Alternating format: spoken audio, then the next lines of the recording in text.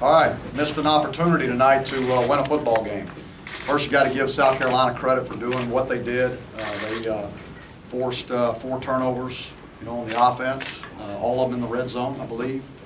I thought defensively we did some good things. I wouldn't say we arrived, but we did enough things to win a football game tonight.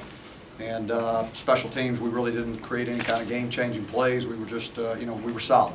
So wasn't good enough to win a football game tonight, and we've got to get much better. Coach, what did you see out of Elijah Hood tonight? He's still a very young player. What areas can he work on, and how did he do well for you guys tonight? Yeah, I think he 139 or 138 yards tonight. I mean, he ran hard. Most of it was after contact, breaking tackles. I think Elijah's proven to us he's our starter. He's a guy that showed that all camp, and he's healthy and he feels good, and he can always get better. I mean, I'm not saying that but tonight he played pretty well. You went away from him in the red zone though, especially on that last drive after you got guys. Yeah, we got behind the chains, and then the last drive. I mean, we just I'd say on every one of those drives down there, we got behind the chains and didn't get it done. What went wrong with Marquise on those 3 interceptions, especially the 2 in the end zone? What went wrong? What did he do wrong? And what was You throw it to the guys in the blue and not in the red. I mean, that's all I can tell you. what was wrong with him tonight? He wasn't the guy we've seen before. I don't have an answer for it. I mean, if I'd had an answer, I'd have gotten it changed. But I kept thinking that he was going to get it going, and early on we did some really good things, and then it just wasn't consistent enough. Did their scheme force you guys to play as much nickel as you did? It did, defensively. I mean, they created some problems with so many different people at quarterback. I mean, and so, I think the defensive staff did a fairly good job of handling that, because you didn't really know what we were going to get, with the new quarterback, and then I don't know how many quarterbacks they played tonight. I mean, they're with 11, and I think 33 or something was back there a couple times, and 10 and 6. So it was 4 or 5 guys. I mean, they did a good job. I mean, they found ways to be able to run the football. Coach, going back to Hood in the red zone, you said he got behind the chains. Is that an indication he's more of a short yardage back at that status? No, not at all. Not at all. And I'll have to go back and look at the calls, with what we were doing down there, but. We got into some situations on where, I think every one of those were 3rd and longs that we were throwing when we threw the picks. So, and then the other ones we converted field goals. So we did not get it done offensively, that's for sure. Ideally, would you like to see him have more red zone carries if you're not? With the way he ran the ball tonight, I'd like to see him get more carries totally, wherever they are, yeah, I mean, if we felt like tonight we could have just stuck it in his hand and let him go, and he would have scored, then I'm sure that's what they would have called. Coach, did you game plan for multiple quarterbacks tonight? And if so, how many did you think would play for?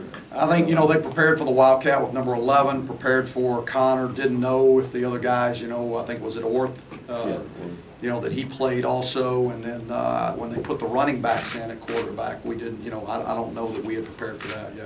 Did it disrupt any kind of defensive game plan? Oh, sure, yeah. Definitely. So adjustments had to be made, on the fly, and I thought they did a pretty good job of adjusting on it. Big picture-wise, given what a win would have meant tonight for your program, especially after the way the last season ended, how disappointing is this knowing that you had it? I mean, I went into the game saying that this game wouldn't define who we were anyway. It's just going to tell us where we're at right now, with this team, this 2015 team. So we know what we've got to work on now and where we've got to get better.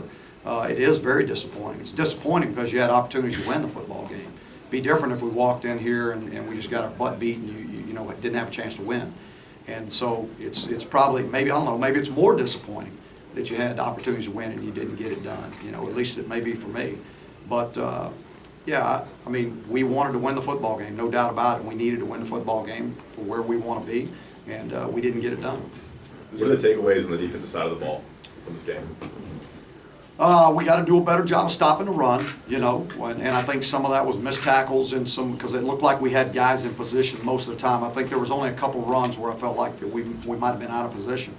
But, we played the pass pretty dang good. that we gave up a couple of things there that, a couple of, one time down in the red zone, we had a bust that they scored on, but I thought there was a lot to build on defensively, really a lot. And I think I don't think our kids, I'm not going to say that they walked out there feeling good about themselves because we didn't win a football game, because they want to win a football game. Their job was to hold them to 12 tonight, and they didn't get that done. And offensively, our job was to score 18 tonight, and we didn't get that done. So, but I think there's a lot of good things to take from it. Coach, field goal kicking has been an issue in the last 2 years. You just talked to Nick Weiler's growth and what you saw in him tonight. Well, he had that entire camp like that. I mean, he hit them, whether it was 2 minutes at the end of practice and we had to drive down to kick a field goal, and he kicked a 54-yarder one day in that scenario to win the game. We had a lot of scenarios we put him into, and I think he felt really confident going into the game, and then he hit them tonight. So that's a good sign for us. Have you had a chance did you speak with Mark Reese more than just a few remarks after the game? No, not yet. I haven't yet, and I won't until I really break down the film, and I'll talk to him on the bus and those kind of things. I got a lot of them to talk to, actually. Is there you talk about things that you need to build on after this game, seeing where you're at. He's a veteran QB who's been out there in those environments a lot of times. Do you just kind of have to say, hey, don't make those mistakes and put him back out there again to have that same opportunity? Well, we got to look and see what caused it, first of all. Off the top of my head, I couldn't tell you every time what the problem was. We had some miscommunication between him and the center, with part of the 6 illegal procedures that we had, or we had a tackle line up in the backfield on a big 3rd down play, or he lined up, he wasn't on the line of scrimmage. So, but some of those were miscommunication between the quarterback and the O-line. We were doing some of our tempo stuff, which that can't happen, not with a veteran group. Coach, you had almost 450 yards in total offense for only 13 points. Was it just not executing on offense, or was it the South Carolina defense doing things? Well, you got to give them credit. I mean, they're the ones that made the stops in the red zone, so you got to give them credit. But on the other side of it, I'm going to say we didn't execute. I thought we did a poor job executing, especially in the red zone. Last one. Coach, Marquis said it might have been just him trying to be the hero, and when he really shouldn't have. How do you address him trying to do too much as the season goes forward? Well, that's something that we have to address, all the time. You as a quarterback, your job is to take care of the football. That's the number one thing. That's the most important thing you do. And then after that, it's just distribute the ball where it's supposed to go according to what the defense gives you. And if you do that, we're gonna move the chains and we're gonna be successful. If you don't, then we're not going to be. And tonight, we didn't take care of the ball, number one, and so the rest of it really didn't matter. All right, thank you.